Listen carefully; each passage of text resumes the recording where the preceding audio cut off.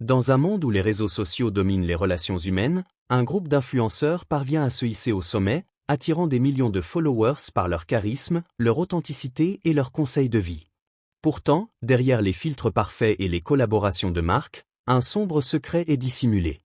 Camille, une influenceuse lifestyle, reçoit un message mystérieux après une chute soudaine de ses abonnés. Une organisation secrète, appelée les élus du flux, lui propose une solution pour retrouver sa popularité, un rituel d'énergie cosmique censé attirer la prospérité. Au début, Camille hésite, mais la peur de l'oubli numérique l'emporte. Elle accepte une invitation à une soirée exclusive où elle rencontre d'autres influenceurs en perte de vitesse. Eloi, un gamer charismatique, Jade, une blogueuse beauté, et Malik, un photographe voyageur. Ils découvrent que le rituel implique des symboles énigmatiques, des chants en langues anciennes, et une étrange offrande, une mèche de leurs propres cheveux.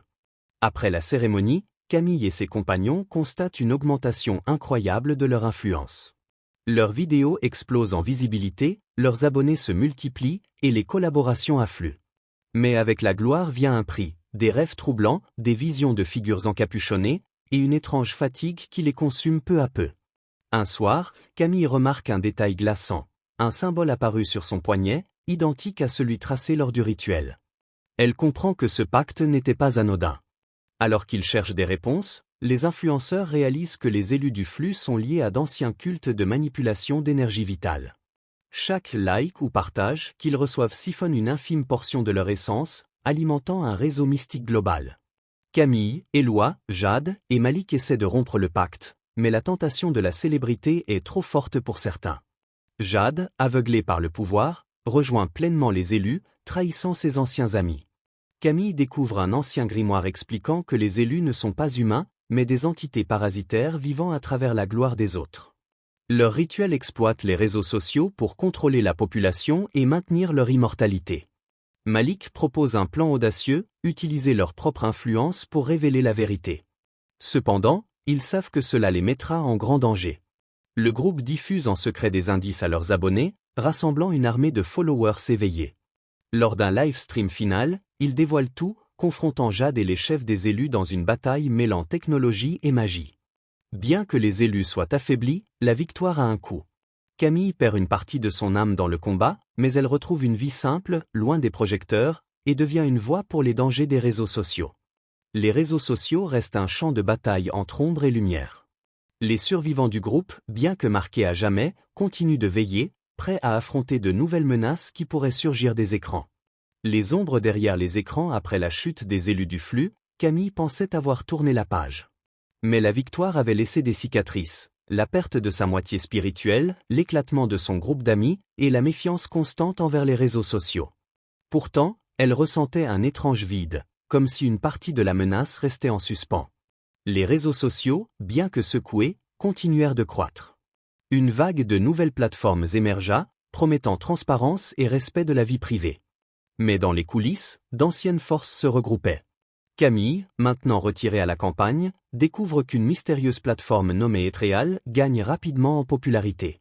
Contrairement à ses prédécesseurs, elle repose sur une technologie dite organique, capable de se connecter directement aux émotions des utilisateurs. Intriguée et méfiante, elle se reconnecte pour enquêter. Elle découvre rapidement que des symboles familiers apparaissent dans les interfaces, rappelant ceux des élus.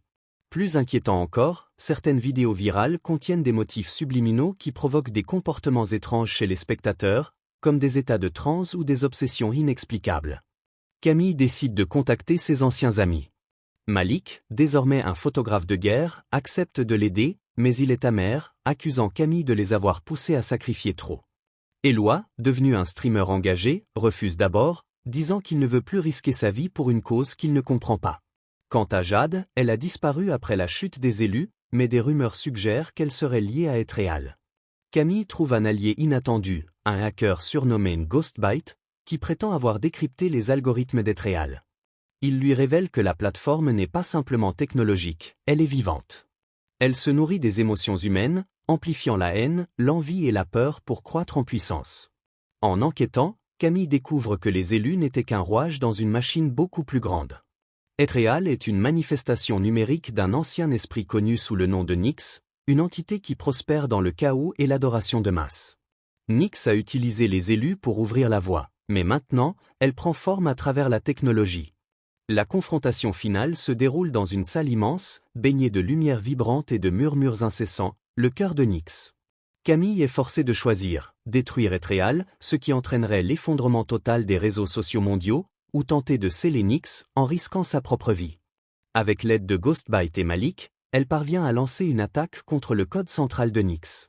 Mais pour la vaincre, Camille doit offrir la partie restante de son âme, celle qui la relie encore à ses émotions humaines. Dans un acte de bravoure, elle sacrifie tout, scellant Nyx dans une prison numérique.